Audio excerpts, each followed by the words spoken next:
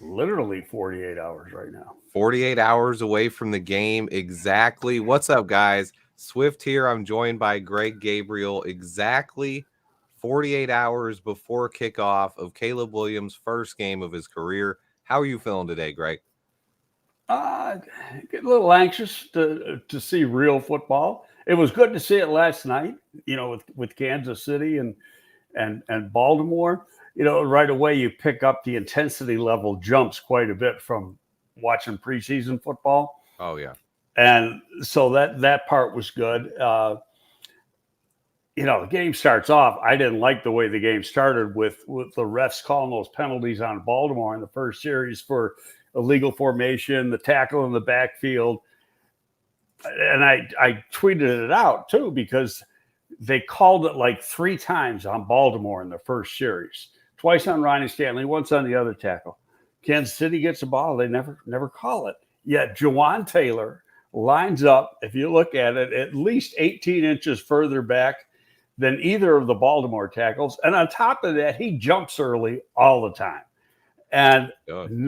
those guys never got called. The problem I have, if you're going to call it with one team, call it with both teams. You got to be fair, or don't call it all. And there's a lot of offensive linemen and former offensive linemen. Pat Manley, the Bears' former snapper, a friend of mine, he had something on Twitter. Long, the Bears' former guard, he had stuff. He had a big comment video on Twitter Chris about it. Long was not Like, happy. Yeah, I saw that. yeah. So and other Or linemen were how saying long? it too, and they should have because it was bullshit. Yeah, I think it was a weird way to start the game. Ronnie Stanley's been one of the best tackles in the league for a while. Now, he did have 10 penalties last year, but he had 3 penalties in the first. Was it the first drive or the first 2 drives? Like it was kind of ridiculous way to start.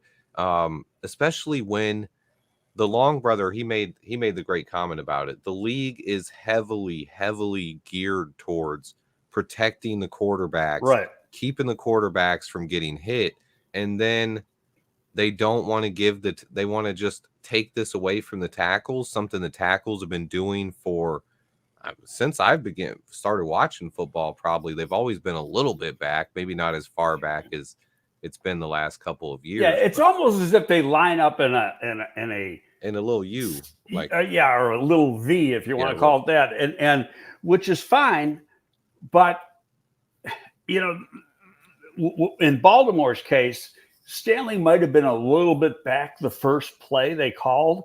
Okay, so I could understand that one. But then you look at the other times he had moved up and he was pretty much right next to the guard. And like I said, then I watch and I go, and I knew Jawan Taylor was going to be bad because he was horrible last year. And you watch how he's aligned, and he's always aligned deep. And to me, that's what I don't like about it. And the league office, they have contact with the officials on the field. They can say, "Hey, wait a minute! If you're going to do it with the one, you got to do it with both." mm-hmm.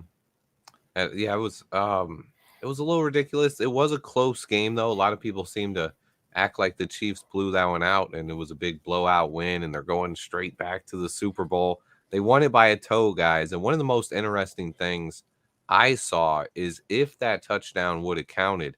I don't know how many people actually watched the game, but basically the Ravens drove down the field at the end of the game to tie it. Lamar threw with 0 seconds on the clock. Lamar threw a touchdown to Isaiah Likely. They ruled it a touchdown on the field. Replay shows Isaiah Likely's toe was on the line, ruled it Right. incomplete. But if it was a touchdown, the camera had flashed to Jim Harbaugh right before, or John Harbaugh, sorry, not Jim. And Easy to mix up. yeah, he was screaming, go for two, go for two. They were going for that win if that touchdown counted. There was no overtime. Everyone's like, well, they were close to overtime. They were going to decide it on the next play. And Lamar's hard to stop in those running situations. I have a feeling the Ravens had a higher chance of getting that 2-point conversion than not getting it. So it would have been an exciting finish. It still was, but football is back. We have the Packers and Eagles tonight. Lamar did miss 2 easy touchdown passes right before that, called out in the chat. But It was a good game. I enjoyed the game. I'm glad football is back. I am sick of the Chiefs winning, though. I'm ready to see some Bears wins. How you feeling, Greg? Obviously, but I want to see the Pack lose today first. You got to start off the weekend right. So let the Pack lose. And in all honesty, there's a few friends of mine at Kansas City, so I like it when they win. Dave Tobe has been a good friend for going back to 2004, so 20 years now, and so when the Chiefs win, I'm happy for him, happy for his family, but I just don't like the way I'm overdoing it now. But the way calls get slanted towards Kansas City, that's unnecessary. Let them just win on their own talent. But as far as like the Pack tonight, this whole situation playing in Brazil is strange, and it's not that they're playing in South America. It's Brazil is in a state of flux right now. A lot of going on there. Why did they pick Brazil of all places? They love at least it wasn't Colombia. So they love spreading it out right now. They're basically, I think that's a big thing that Goodell is pushing. I think he wants to have teams overseas in Europe. Like he wants to have an actual team there and have football played in Europe, overseas, maybe in London. I think that's coming sooner than later.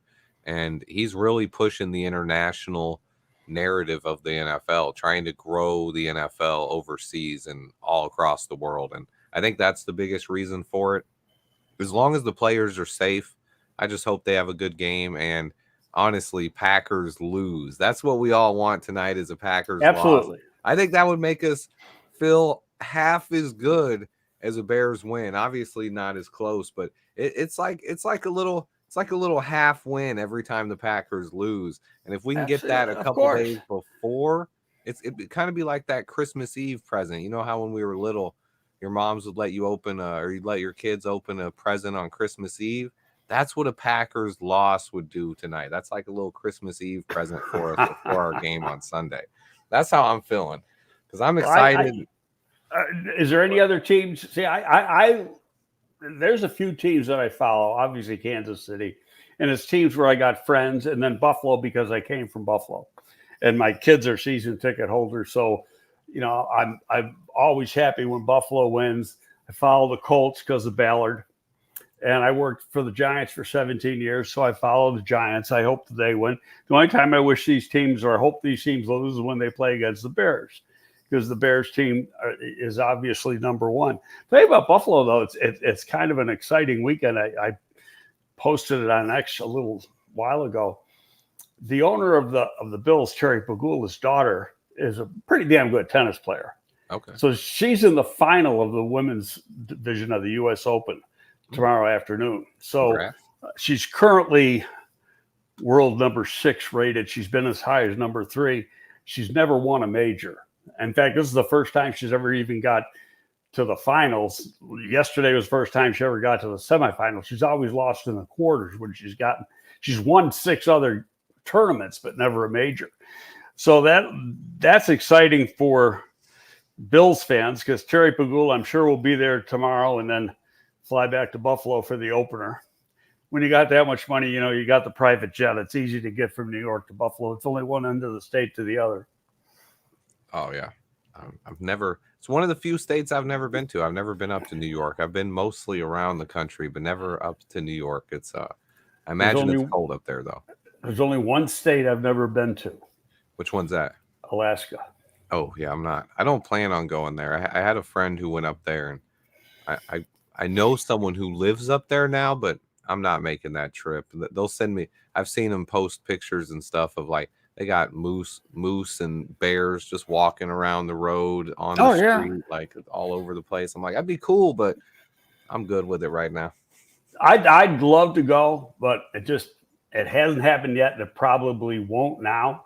But if they had a football team and they were any good, I guarantee I would have been there, because that's why I've been to every other state. In fact, I've been to games at just about every major stadium in the country. I don't see. I think the NFL is way more interested in going to other countries than I don't see them putting a team up in Alaska. You don't see anything like that coming anytime soon, do you? No, that's not going to happen. There's not enough people. not enough people, and they're trying to grow the sport. So that's why instead of going to a state like that, we'd probably see a team coming to London or something like that. But if you had a game in Alaska, half the crowd at the stadium would be moose, bear, and beaver. So that's not going to work. They don't pay for their tickets, so it wouldn't work for the NFL. But we have our game coming in 48 hours. Packers game tonight. What do you think is going to happen in that? Quickly before we talk about the Bears game, what do you think is going to happen in the Packers Eagles game tonight? How do you see that playing out? That's a good question because Philly has got a new offense and a new defense. Vic Fangio is taking over the D, so they're going away from their old 4-3. Now, basically, we get into the sub package. Most teams are very, very similar, except how they do the coverages and blitzes, etc. But their base defense is a 3-4. So their edge players are now outside linebackers when they're in the base system, and they're playing with 3 down linemen instead of 2 defensive tackles. So that the whole defensive scheme is going to be a little bit different. Offensively, they got the new offensive coordinator, so they threw out the offense of the head coach. How that's going to play out, I don't know how it's all going to play out. It'll be interesting, how quickly the players have picked it up and adapt to it. I think that does give Green Bay a little bit of an advantage, being the fact they're both veteran teams, but Philly's playing with all new packages on both sides of the ball. But, when you're playing as far away from the continental U.S. as those guys are today, I think it's a disadvantage for both teams. But, hey, it is what it is. Both teams had to travel.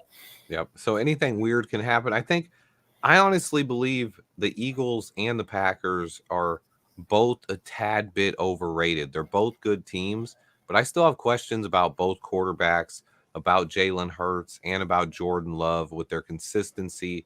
And I think tonight could answer some of those questions, seeing how they play. But the NFL, week 1 is always an outlier. I don't ever overrate anything that happens week 1. Crazy things always happen. I just want the Packers to lose. And other than that, I want Jordan Love to be a bust. I want him to not live up to that contract status. I think that's something all Bears fans are hoping for a little bit.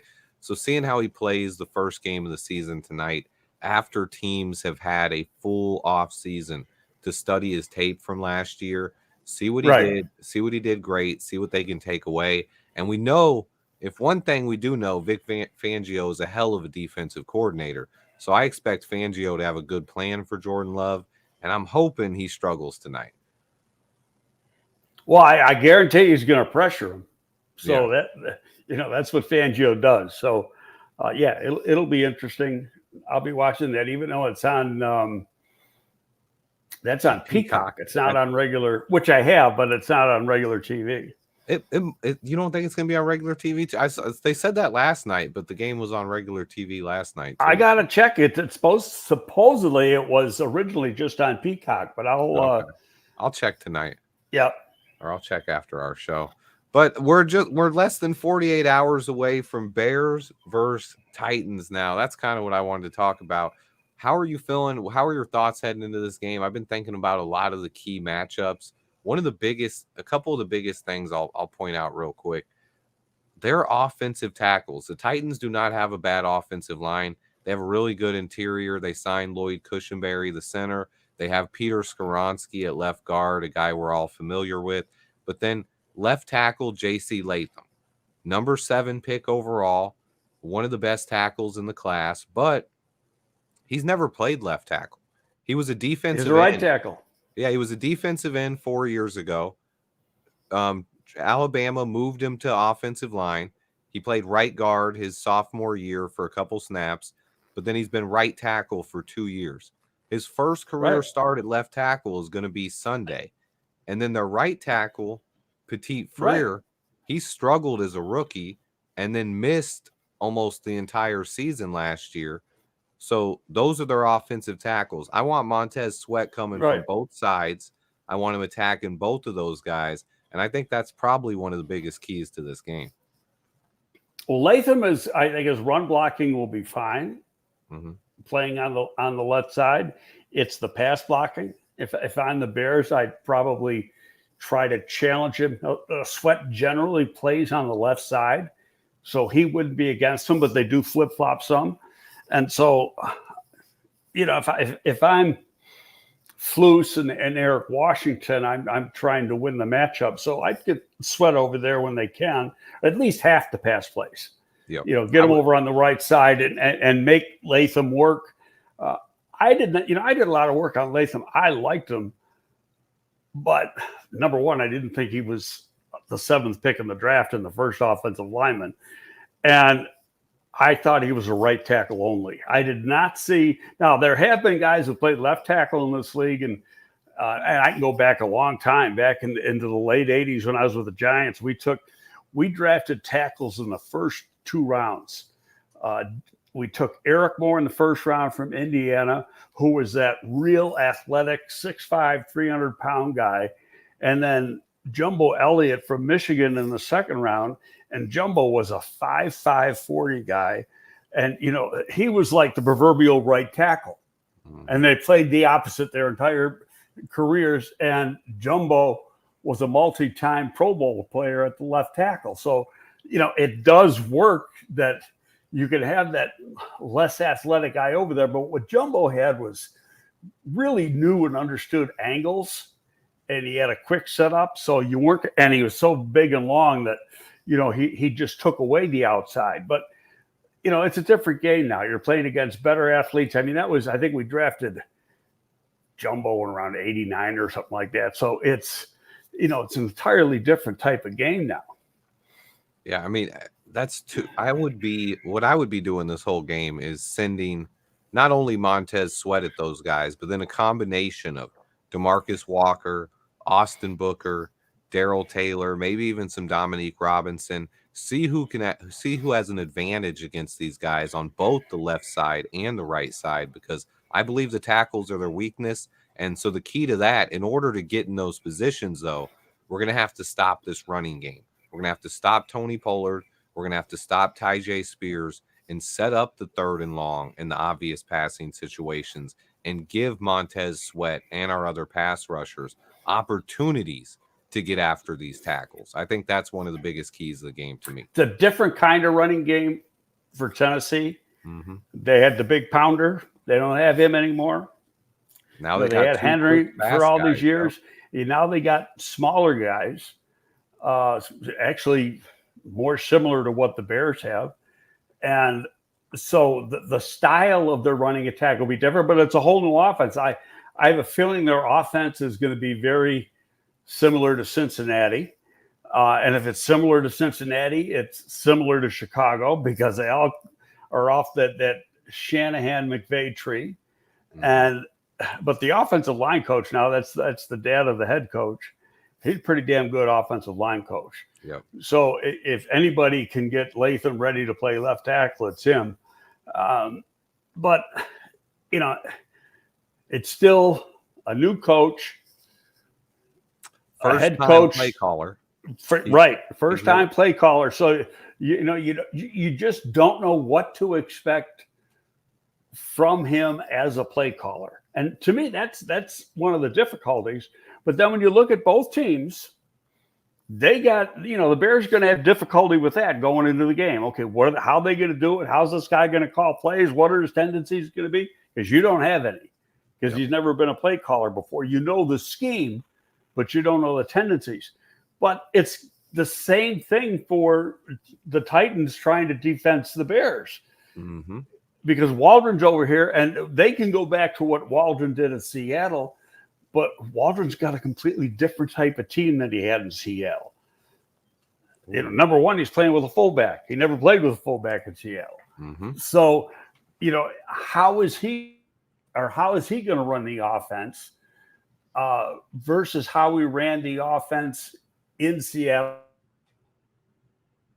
And touching on the rookie quarterback, I got up early this morning. I wrote an article for Windy City Gridiron. It hasn't come out yet, but it was basically on what can we expect from Caleb.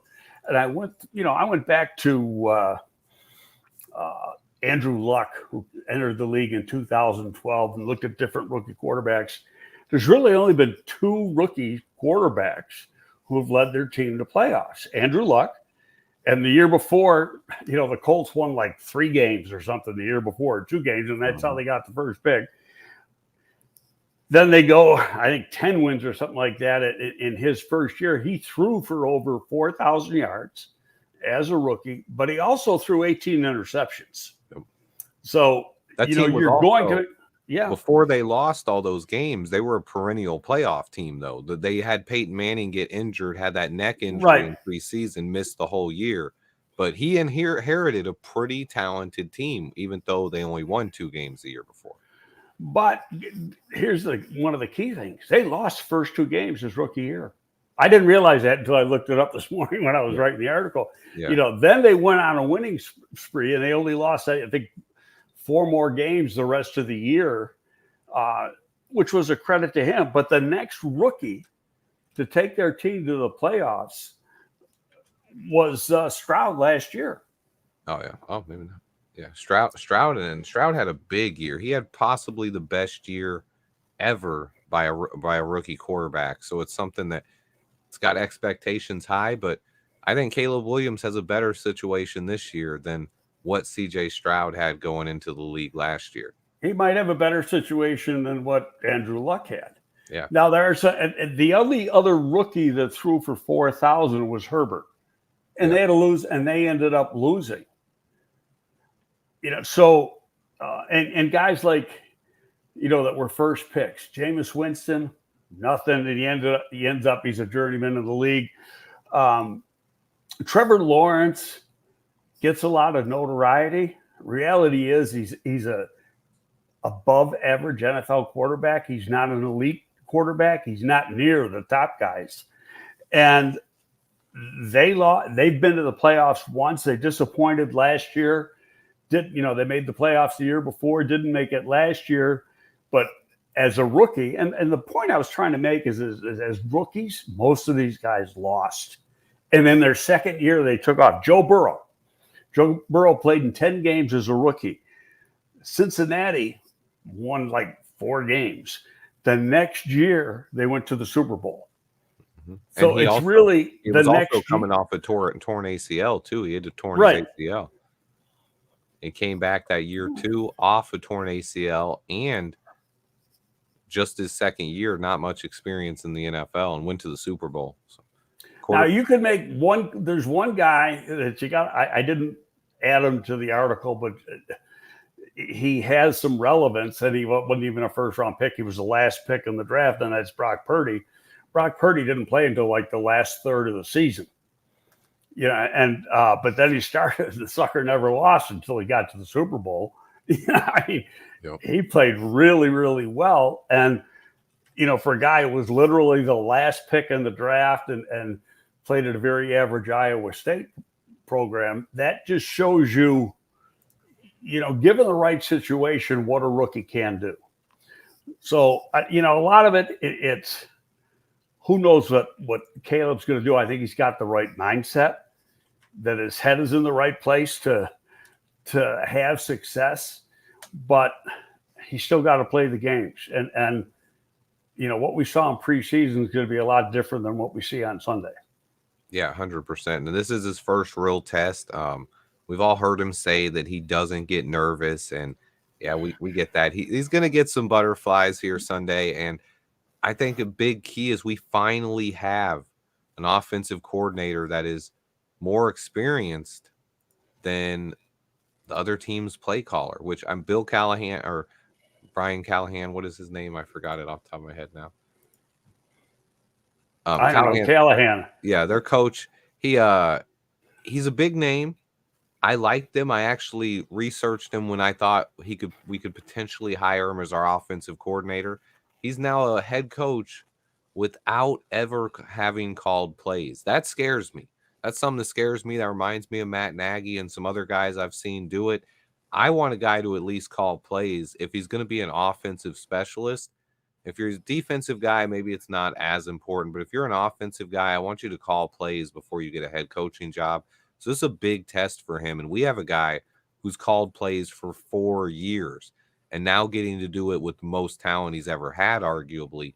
So I like Waldron in this. I think he's going to dial up something that is hopefully we're going to get the run game going. A lot of outside zone. I don't see us running in between the tackles too much against the Titans. Jeffrey Simmons and Tavondre Sweat are really stout inside. Sweat is a rookie, but he's a big. I don't know how much Sweat's going to play, and I'll tell you why. It's because if the Bears are playing with a lot of 3 wides, that's going to mean Tennessee's going to got to go to their nickel. They got to have 5 defensive backs. So how does Sweat, because he's their nose tackle, how does he enter into the equation when they're in their sub package? Yeah, so he might not even play. We could get if that's the case, if Sweat's out of the game, we could potentially run inside a little bit more as long as we double team Jeffrey Simmons. But right. No, Simmons is a bitch, and you got to take care of him. He's arguably their best. They got 2 pretty good edge players who can rush the passer. So the tackles they're gonna have to earn their keep on Sunday. That part's gonna be good. But I like the Bears wide receivers against Tennessee secondary. I don't have Tennessee's personnel up in front of me, so I couldn't tell you everybody they got. Really good. So their corners, they got L'Jarius Sneed, who's really good. They got him from Kansas City. That's the guy they traded for. Right. And then they have Chidobe Awuzie, who was a starter for the Cowboys for a while, and then the Bengals, they signed him in free agency. And then they drafted Roger McCreary last year or a year before, nickelback. Yeah, but I'm not a big McCreary fan. He's got real short arms. Yep, now he's going to be playing the nickel against Allen. Against Keenan Allen. Keenan Allen, and that I'll give that edge to Keenan Allen every single play. Keenan Allen's tall and very long, and McCreary's short and very short. I mean, he's got like 29-inch arms. True. And that makes a difference in coverage. It makes a huge difference. And there's teams that won't draft you when you got arms that short. Oh yeah, the Bears are potentially one of them. They love the length with especially edge rushers, cornerbacks. They love the long arms and the length and the athleticism. But they also have Amani Hooker, Quandre Diggs, and Jamal Adams at safety. So it is a pretty good secondary. But I think you did point out one of the biggest matchups there. Keenan Allen in the slot is usually a win versus almost anybody. But going against Roger McCreary, I think he has a chance to really be an X factor in this game and potentially have upwards of seven or more catches. I think this could be a big game for Keenan Allen. Yeah, Tennessee's got to pick their poison. The guy who they will probably leave alone, for lack of a better term, is Rome. Because you got to worry about DJ. Excuse me, you got to worry about DJ, and you got to worry about Keenan Allen.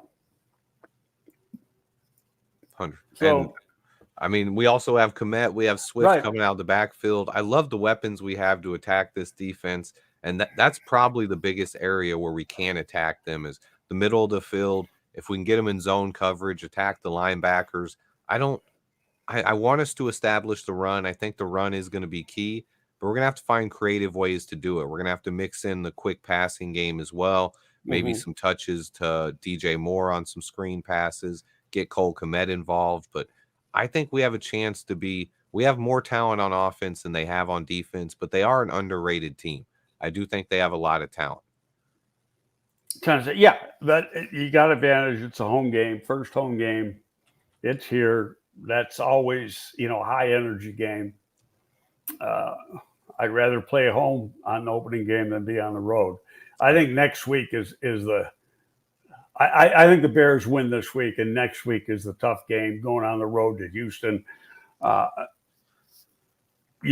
Bears reserves easily beat the Houston reserves in the Hall of Fame game, but now the ones are going to play. And Houston, I think they play the Colts on Sunday. I think so, yeah. Yeah, that'll be an interesting game too. So, I'm almost hoping that the Colts beat up on them a little bit, but we'll see. Oh wow, yeah.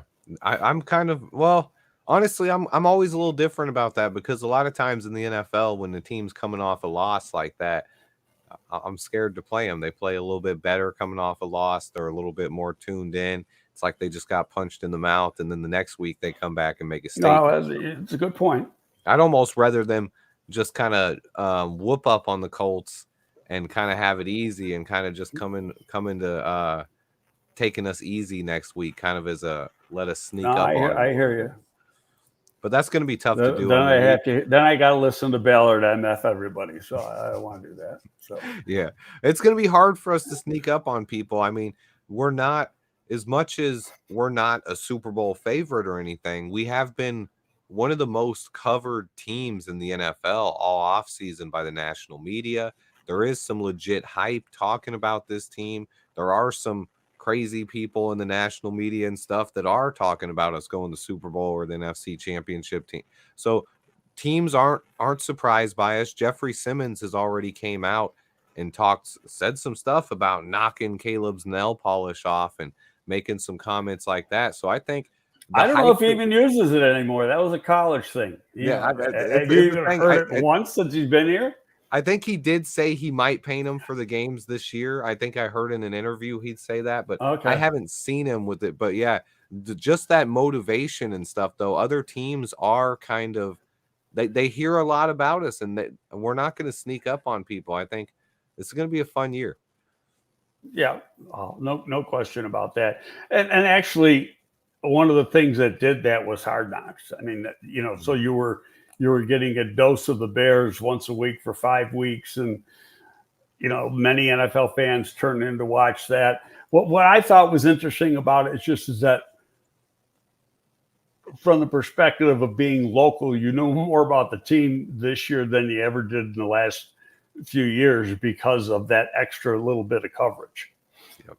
I love that. And that's something I wanted about it, because we don't get a lot of behind the scenes coverage from this team. I've seen how some teams are actually now, I know the Commanders were doing it this year and I watched a bit of it. They had their entire preseason, a lot of time, the practices just broadcast on YouTube. You could watch the whole practice, and just anybody could. So that's something I'm looking forward to. I hope. I don't know if I go for that one. I mean, from a fan standpoint, you like it. If I'm another team, I'm watching and taking notes. Yeah, I mean, I love it, though. I mean, I think all teams should do that. I think we should get, maybe not all practices, but maybe at least a couple practices a year. Let them be open and let us see more of it, because we don't get a lot of behind the scenes stuff here in Chicago.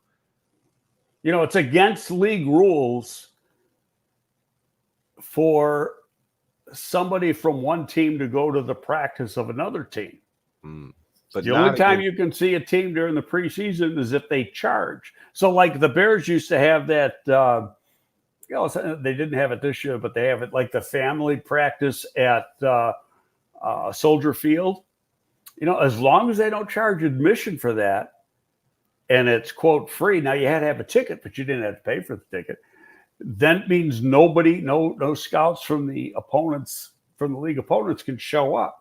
So if there's any even if they charge $1, then it's free game for the other teams. So by having your practices on YouTube now, obviously they might be doing a lot of close up. You might not be seeing a wide angle of what formations are or who your personnel are in different situations during practice. But it's still, if I'm an opponent of Phillies, especially in the NFC East, I'd have somebody be watching that, taking notes every single day.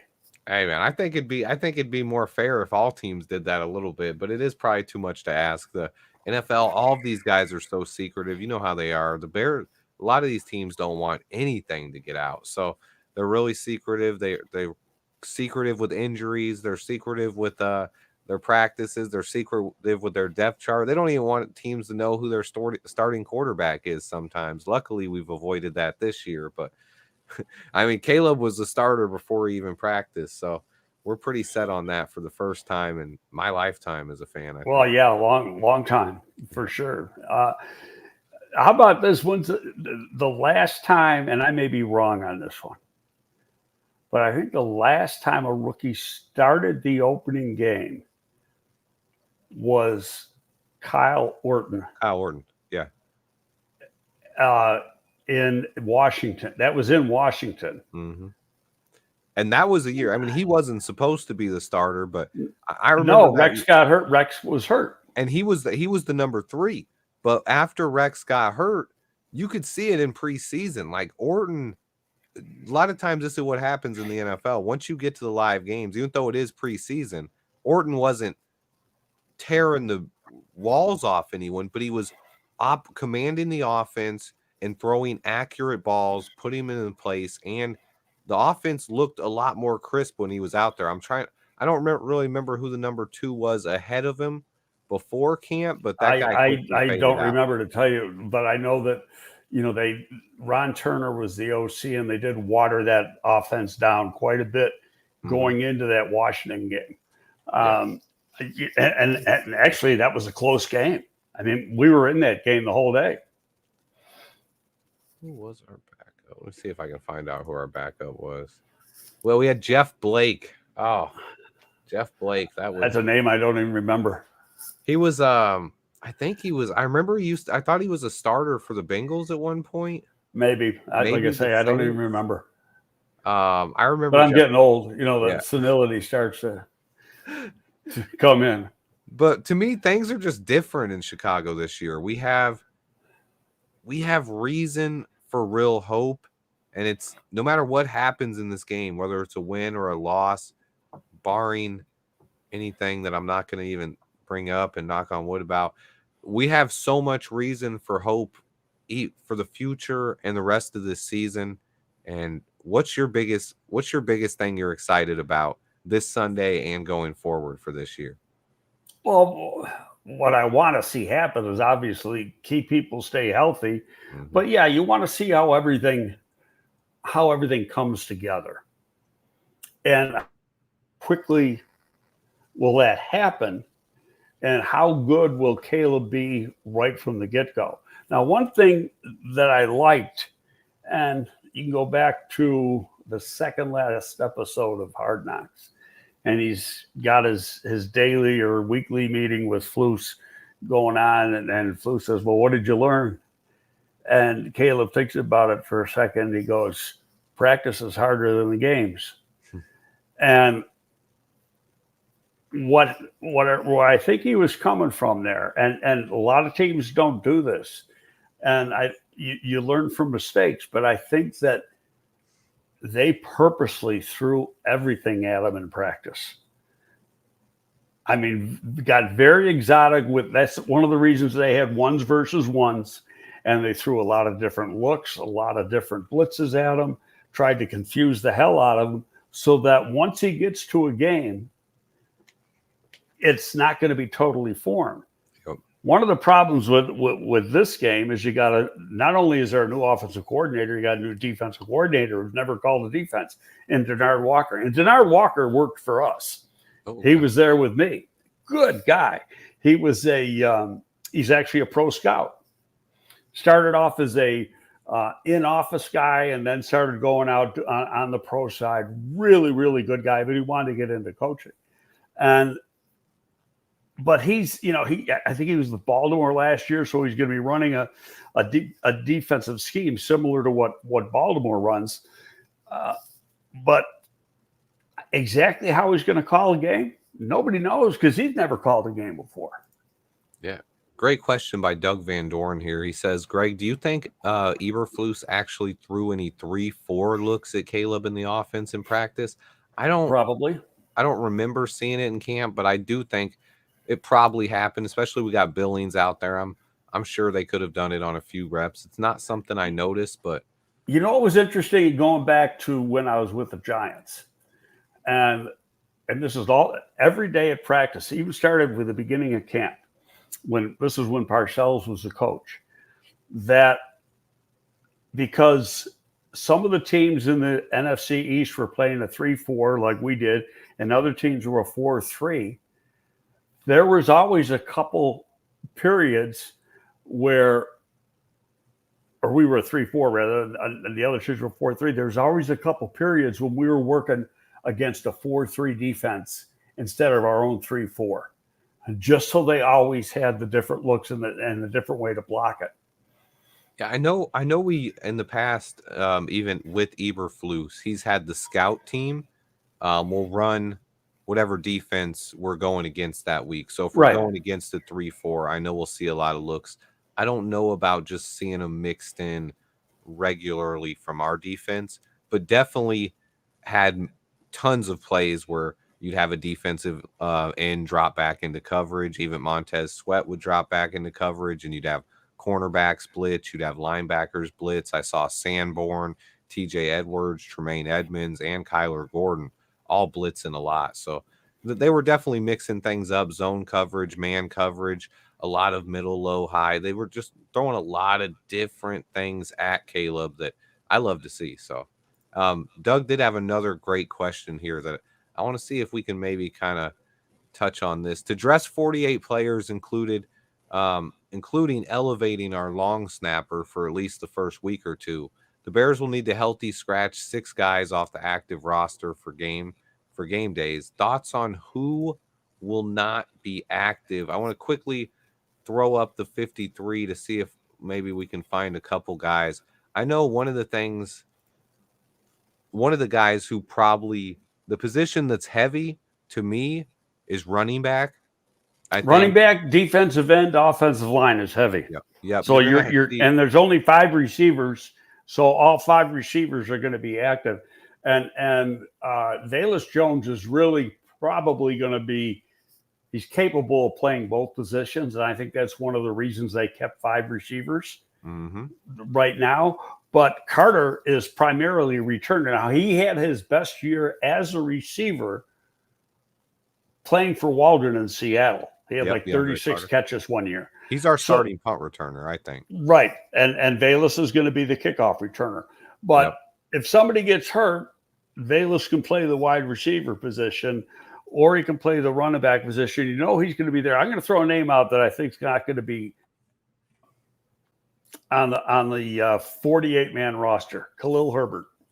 Yep. I was going to say right now Herbert is probably, because Roshan is banged up. It's looking like Roshan might, but I think there's a chance one of those two, and probably it'll end up being Khalil Herbert, will not be active on game days if everyone is healthy. Because Travis Homer, the reason being to me is he can't block. Yeah, well, yeah, and on top of that, you need our backup running backs have to play special teams, and that's what Travis Homer and Velus Jones Jr. do a ton of. Even Roshan plays special teams. And then on the offensive line, I'd say right now it'd be Bill Murray or Doug Kramer. One of those guys would probably not be active. If Ryan Bates is healthy, then Doug Kramer is probably not needed to be active. And I think Amagaji is a question mark because he hasn't had any contact. He's not even ready yet. We don't know the answer to that. You know, what they were doing, you know, they got a turf room there in Hallis Hall. I probably shouldn't say this. Who knows what the hell he's been doing in that turf room when there's no cameras on, you know, as far as getting them ready to do some things. But and I'm not saying they're cheating. I'm just saying that there's no cameras in there. But, you know, you're going to see they usually like to keep just 7 offensive linemen plus the long on game day plus the long snapper. Probably be 8 this time. But, you know, you're going to see that I would think on the defensive end position, there might be only 4 active. Okay. You know, and then you're going to have, you know, is Pickens going to be down or is Pickens ready to play? I think that's, you know, we're not going to know that till Sunday. We might know a little bit more today, depending on when they put the final injury designation on this afternoon. You know, if he's doubtful, then somebody's taking his spot. You know, and that means maybe that's the second guy coming up from the practice squad. Yeah, and I think based on what I've read, I think Brad Biggs had a report on it earlier in this week. He said when we signed Sam Roberts to the practice squad, the defensive tackle from the Patriots, that it was with intention to call him up week 1. So if that report is true, then Sam Roberts is going to be called up. I think that does. To me, that implies Zach Pickens might not be ready to go. Well, Schefter had that. He had posted that on X. Oh, it might have been Schefter when we claimed it. Okay. But that's also a week and a half before a game. Mm-hmm. And Pickens has a groin. Those can be tricky. He's been limited in practice. The thing is with limited, what makes it hard to read into this is you could miss one period and you have to be listed as limited. So you got to be ready. You got to be able to compete in every period. So if they hold you out of one team period, you're limited because you didn't take part in that period. So it's there could be nothing wrong with you and you're limited. But I think he's going to be very, very interesting, and that will tell if who that second guy is coming up. If there's a second guy coming up from the practice squad, you can do too. Here's another thing that's interesting. Is that the deep snapper, Daly, he can be brought up 3 times. Okay. That's it.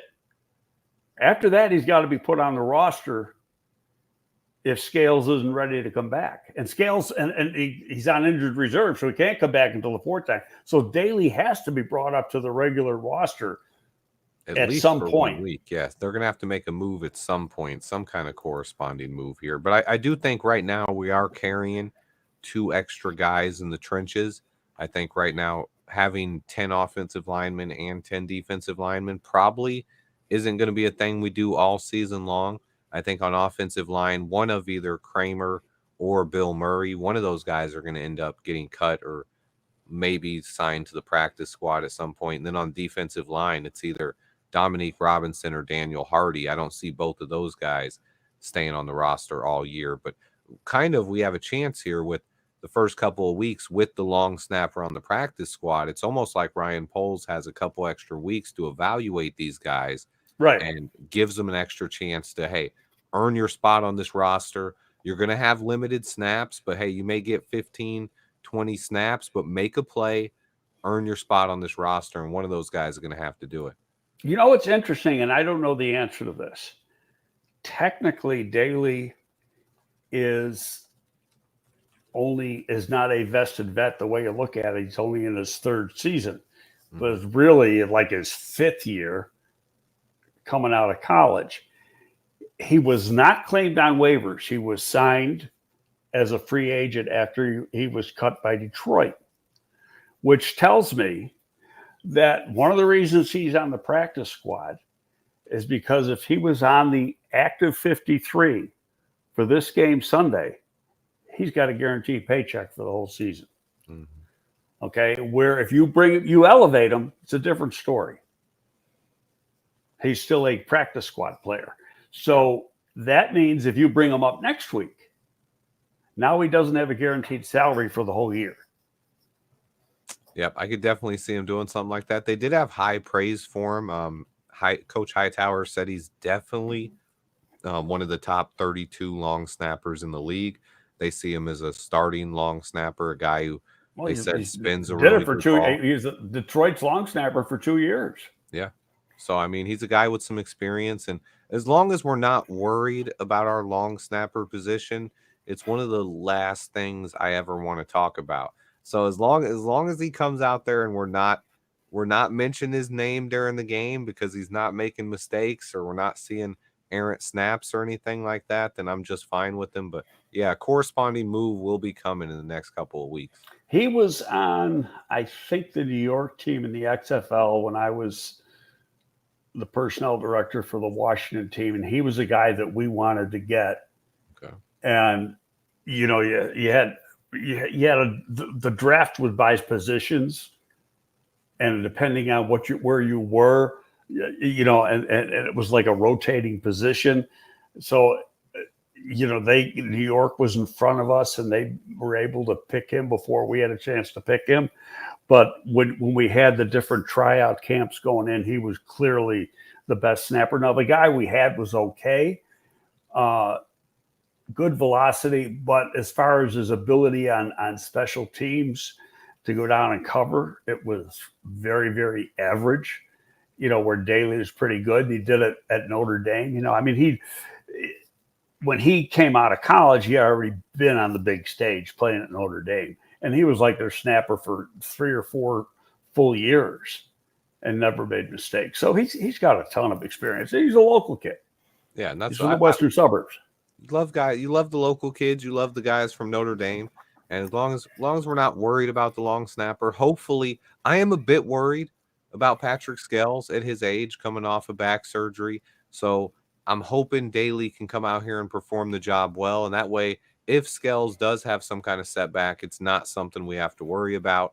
But adding to that point, sooner rather than later, I would like to get Daly added to the 53-man roster, just so another team couldn't poach him by signing him. Right. No. Well, being that he's a vested He's a vet, vet, so he has a choice, right? But yeah. someone could give him, they could give him a guaranteed contract and twice the salary, and he could do it. I mean, he might have an agreement right now with us, but something like that is possible. Probably not likely. Generally speaking, when you're talking about veteran players on the practice squad, you've got deals with them. Yeah. And you've got to trust. So that part I'm not worried about. And on top of that, if he's getting an opportunity for the first time in his career, be it college and or pro, to be playing in front of the home team, the home folks. Oh, great point. And Doug has a question here. What do you do going forward if you set DeMarcus Walker because he has some kind of groin ailment, and Booker ends up with 2 sacks and 5 pressures? Flus said you can lose your job to injury after all. And this is something I feel like me and Greg have touched on before with Mark Anderson. Just because a guy comes in and has a couple of big plays doesn't mean you necessarily make him the starter. Sometimes these pass rushers, and I think Austin Booker could be a real good example of that, are really good as situational pass rushers, but not quite ready to defend the run on an every down basis. What was your thoughts on that? Well, Walker's a better rundown player than a pass rusher. 100%. His most success, he had 1 year when he had more than 5 sacks. That was 2 years ago. He had 7. The majority of those sacks came from inside. Mm-hmm. Okay, he so moved in when he's played outside, I think the most he's had is 4 in a season. Booker. But I'll say it this way: it would not shock me if Booker starts on Sunday. It would also not shock me if he doesn't. But the starter doesn't matter. It's how many snaps you get and what's the situation that you're in, because there's going to be a rotation on the defensive line, both interior and exterior. And where Sweat's going to probably get 75% of the downs, the other guys are more like 50-50, if that. So I mean, some are a little more, some are a little less. I went back, I looked over because I wanted to write an article about this, and it started. I was running some errands yesterday morning and early yesterday morning, and I was listening to the score, and Mully and David Howard talking, and they're talking about who's going to be rushing the passer opposite Sweat, and they talked about Walker and his numbers and the 7 when he had the 7. Some of it came from inside, just what we were talking about. So it made me think a little bit, and I went back and I looked up. Flus was there 18, 19, 20, and 21, and he only had, I think, in one season. They always had teams that could rush the passer, but in one season he had a double-digit sack guy. Mm-hmm. And all the rest, it's because of the rotation. A lot of guys get 4, 5, 6. And, people say, well, he doesn't like to blitz. How about Shaquille Leonard had like 6 and 7 sacks 2 years in a row? Yeah. So he goes to the guys who can get the pressures. Yeah. And he also not necessarily the position. He didn't have a ton of big name edge rushers there either when he was in He had one guy his name is Autry or something. I think he's with the Texans now. Yeah. He had 9 sacks 1 year, and he had like 8 another. And and that was with Flus. But yeah, he didn't have a big outside guy. He never had an outside guy with double digits. Yep.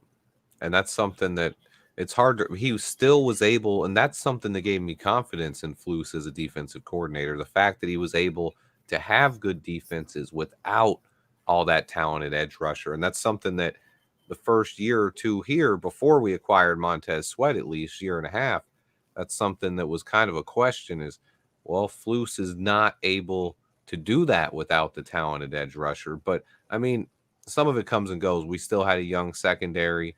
We weren't really getting pressure on the interior either. Whereas in Indianapolis, he had Arik Armstead or DeForest Buckner, who was his guy, his 3 tech. He had his He didn't have Buckner his first 2 years though. Yeah, but we got him traded Yeah, for him. got him the third year, and Buckner though has never been a double-digit guy either.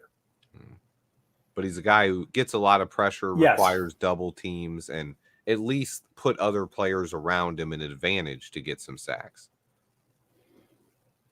But he utilizes a rotation probably more so than any other guy in the league, coach in the league. Mm-hmm. So it's real big with him. And actually, Eric Washington is, not going to be calling the plays, but heavily involved in the game plan.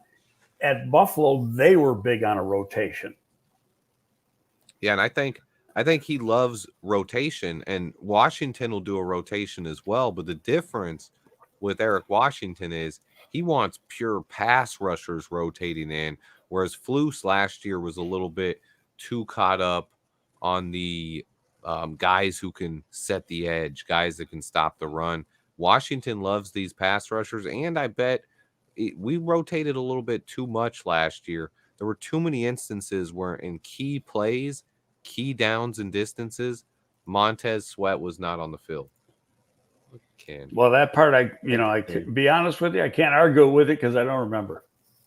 He said, I don't even remember that. But yeah, Sweat was, I saw a lot of times Sweat was not on the field when he should have been. And that's something we need to, that's something I don't see Washington doing as much. Now, I can throw a question at you with that. Don't forget he came from another system and put him in a new system. And were there times, especially the first few games here, where his knowledge of the system wasn't what was needed to have him in there in all these different situations? 100%. And I mean, that's something I want to see Sweat out there more, but I also want to see the NASCAR package where when it's third down, we're getting creative and bringing out guys and trying to get after the quarterback in different ways. I want to see Austin Booker in the game. I want to see Darrell Taylor in the game. He's a guy. Well, here's a guy to me that unless he practiced good, and he might have practiced real good, he is a guy that might not be active. You think for this first game? Yeah, I'm saying it's an if only because he's new now, and he came from a different scheme, came from a 3-4 scheme that they were playing at least this year in Seattle. But his biggest thing is he can rush the passer. Yeah, that's the reason I think he would be active. Yeah, because it's you're not going to get a lot of snaps, but we'll put you in only on situations since you're not as comfortable with the defense. You haven't been here long, but when we know it's a third and long in a pass rushing situation and you can pin your ears back and just go get after the quarterback, that's when we want you out there. And that's, I think he'll be active for that reason. If he's not, I'll probably be a little disappointed because we lack that, honestly. That's one of the things we lack is other guys other than Montez Sweat that can get after the quarterbacks on third down. I don't want to see Dominique Robinson getting 20 snaps this first week. See, I don't think he's going to be active. So he wasn't active the last 2 games last year. I'm going to say Hardy's going to be active before he's going to be active. Okay, I would like to see that, but I'm hesitant to have as much faith as you are in it because I know the coaches like Dom Rob because especially with his more bulk that he put on this year.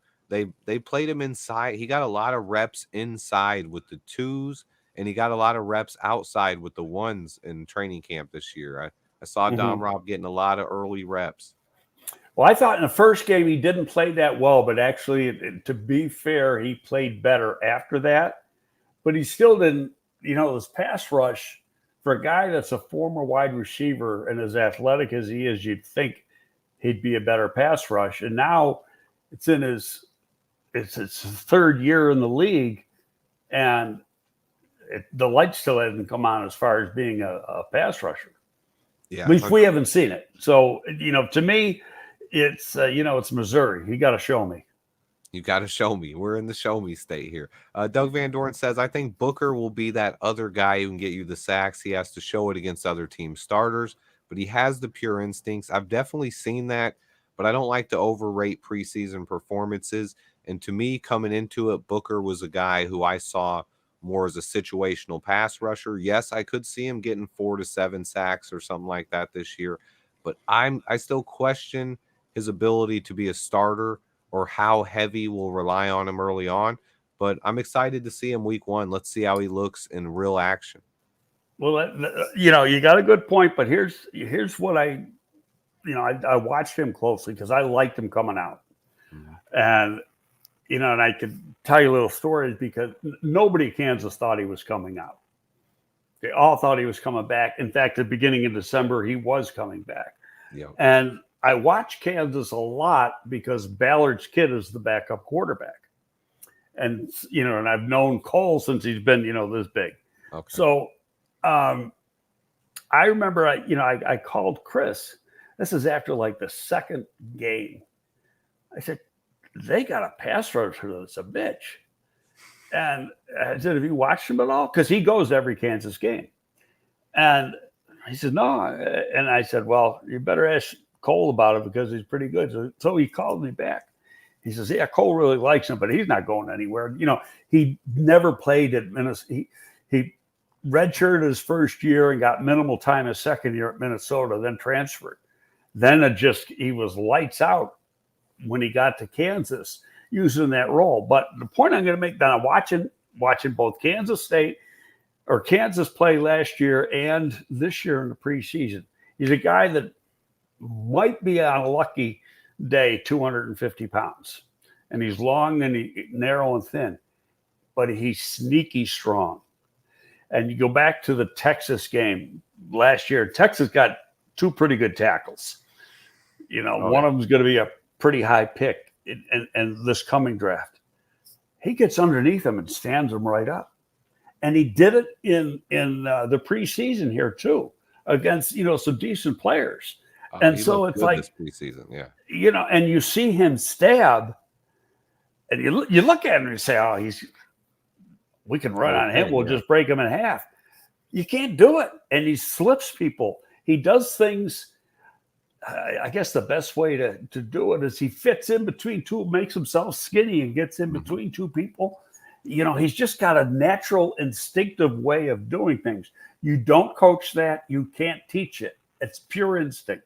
And that's another reason I'm excited to see him play, because once he gets out here on an actual Sunday against starters, and if he can continue doing that, if he can stand up a couple offensive tackles in this game or make a couple of plays, even a couple, that's all I need to get really excited about this dude and our pass rush as a whole. He's also been working on the side with Montez Sweat and Eric Washington all training camp. So a lot to get excited about in that room as well. But there's some snap in the preseason. He played inside some snaps. I don't know if you caught it. Not a lot. I saw a couple, I'm going to say less than a handful. He ran some stunts too. They'd run some stunts with him as well, where he would stunt inside. But yeah, he has that ability. I want to see. I'm more excited to see him going against first string left tackle and right tackles, because that's something that's hard to tell. I can't tell how good he'll be against starting tackles. Will that power translate? And that's one of the biggest questions with him heading into the season. Yep. No, I hear you. But he is very instinctive. I am excited about him. I'm excited about the team as a whole. We're over an hour here, though, Greg. Does anyone else do you have any final points for anybody here? No, I just want to see a win.